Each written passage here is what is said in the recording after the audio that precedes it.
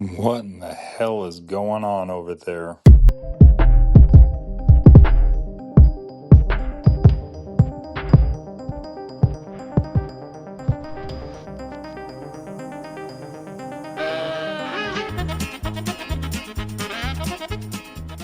Good morning, Britain. Land of warm beer, damp socks, and the only country where you can spend 5.7 million pounds a day on housing asylum seekers. And yet, you still have your trains delayed. Every morning, flimsy dinghies set off from France, and they're not even boats. They're inflatable paddling pools powered by sheer desperation. And the British government's strategy? Stand on the cliffs of Dover like an anxious seagull and hope the weather sorts it out. At this point, the channel isn't water, it's a conveyor belt of human misery. In the UK, it's the world's most expensive lost and found desk. Let's make it to England, free housing and benefits!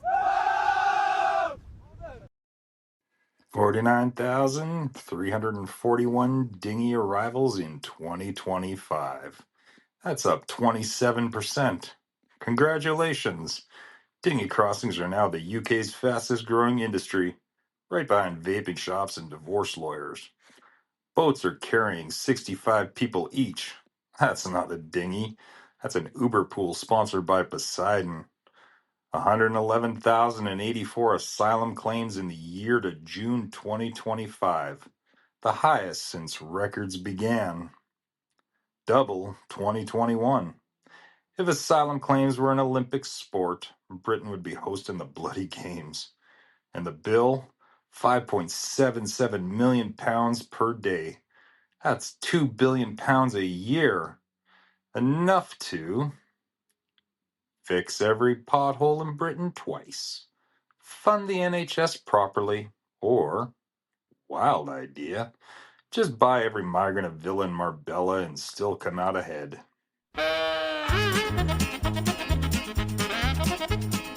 Tourists kicked out as migrants take over hotel. Tourists who booked rooms at one of Canary Wharf's most exclusive hotels. The Home Office had taken over the entire place to house migrants.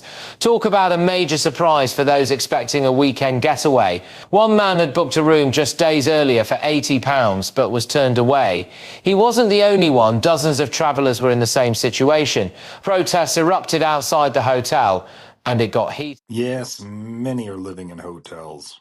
Not glamorous hotels. Not Hilton. Not Holiday Inn. No, Britannia Hotels.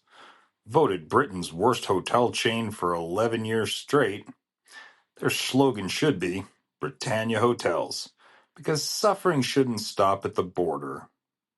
Imagine fleeing war, risking death at sea, and finally being handed a key to a room where the carpets smell like damp despair and the complimentary breakfast is 2 slices of cold toast and a seagull staring at you through the window.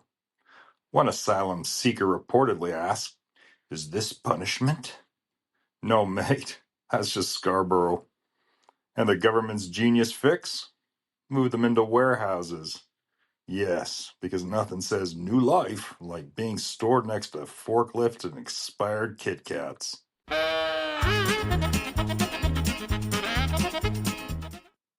Pay France to stop the boats. They gave France hundreds of millions. France took the money, bought more wine, and then literally waved the boats off.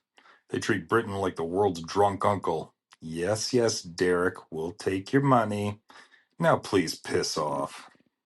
Digital ID cards.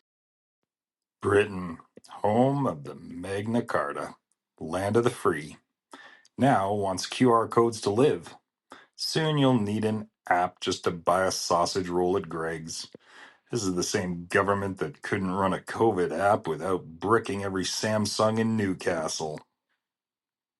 Ban family reunification. Government message? Yes, you can flee war, but don't even think about bringing your kids. This isn't Disneyland. It's bloody Bolton.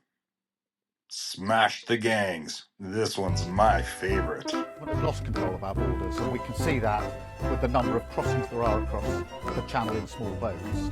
We have to stop that. And I think the only way to stop that is to smash the gangs that are running this vile trade. And that's why I've been exploring today at Europol with police teams, with prosecutorial teams, whether we can get a closer agreement that would allow us to share information more quickly, to have joint operations, to take down those that are running this vile trade by stopping those boats getting in the water in the first place.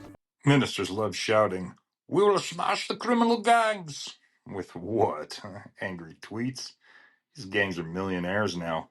They're Amazon for inflatable rafts. By 2030, Bezos will buy them and call it Prime Wave. By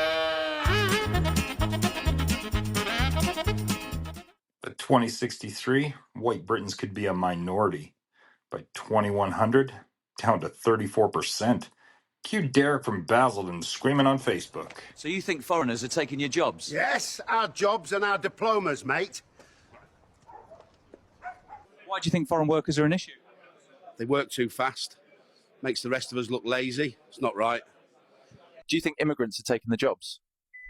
I'm not against immigrants, but why should they get work when I've got anxiety? Why can't you find work, Dave? Just got out of jail, mate, but they took the jobs while I was inside. Soon I'll be the only white in Witherspoons. They'll replace the darts with shisha pipes. The Queen's English will be extinct. Fuck off, Derek. You're not being replaced. You're being joined by people who can actually cook. The worst case scenario is your grandkids will speak 3 languages and finally understand what seasoning is.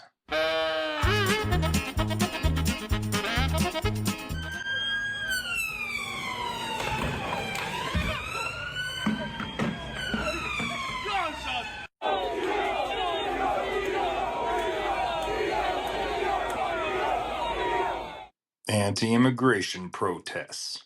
Angry men in high-vis jackets, waving St. George's flags, chanting, "Send them back," while live streaming on Samsung phones made by immigrants. Pro-immigration protests. Students chanting, "Refugees welcome," while sipping lattes, then refusing to let their mates crash on the sofa. This isn't civil unrest. It's a Weatherspoons car park argument turned national. And then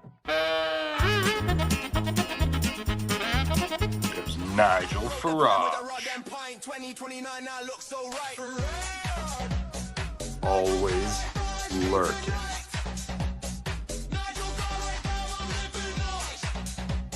London is now 37% white. Birmingham is 43% white. Manchester is 49% white. The 3 biggest cities in England and Wales are now white minority cities again. The man is like athlete's foot. He disappears for a bit, then pops back up when you least want him. Farage has a plan. Of course he does.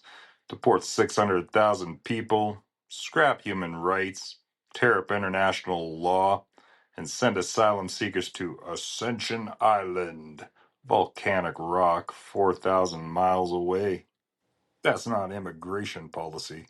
That's a Bond villain monologue. At this point, Frost should just wear a cape and start stroking a cat made of deportation notices. And yet, it works. Well, despite Keir Starmer's claim last week of a big returns deal with the French, nothing has changed. Over 1,500 across the channel, and as I speak to you, they're crossing now. But have a look at this video.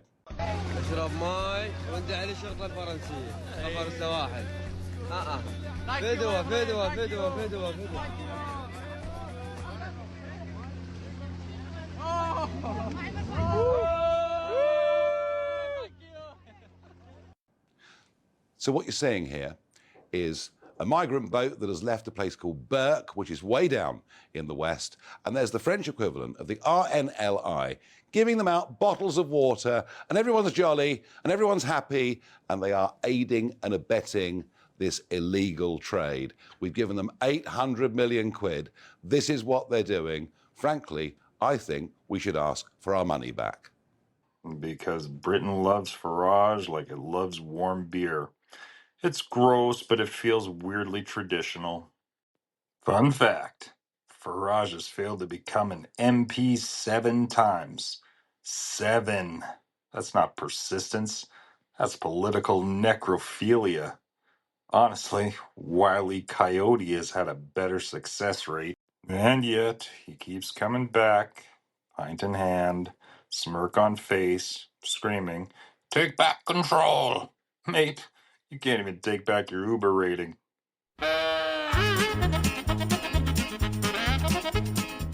Britannia Hotels, where refugees come for shelter and leave with tetanus. Britannia, the only hotel where the fire alarm is just a man coughing. Dingy Prime, free channel crossing with hypothermia included. Sign up today and get one free wet shoe. Dingy Prime, because Ryanair won't let you row. Digital ID. Want milk? Scan. Want loo roll? Scan. Want freedom? LOL, no. Farage Airways. Now bolting at gate 88. Flights to Ascension Island. No food, no return ticket. And Nigel Farage personally pissing in your gin and tonic. So, Britain, where does that leave you? 49,000 dinghy arrivals, 111,000 asylum claims, 2 billion burned yearly on shit hotels, demographic panic like it's the end of the world, protests that look like low-budget pantomime, and Nigel fucking Farage, the political herpes outbreak waiting in the wings. Britain isn't controlling immigration. Britain is running the world's most expensive, taxpayer-funded ferry service. The Channel isn't water. It's the UK's most reliable transport network. So, congratulations, Britain. You've turned immigration into a full-blown farce.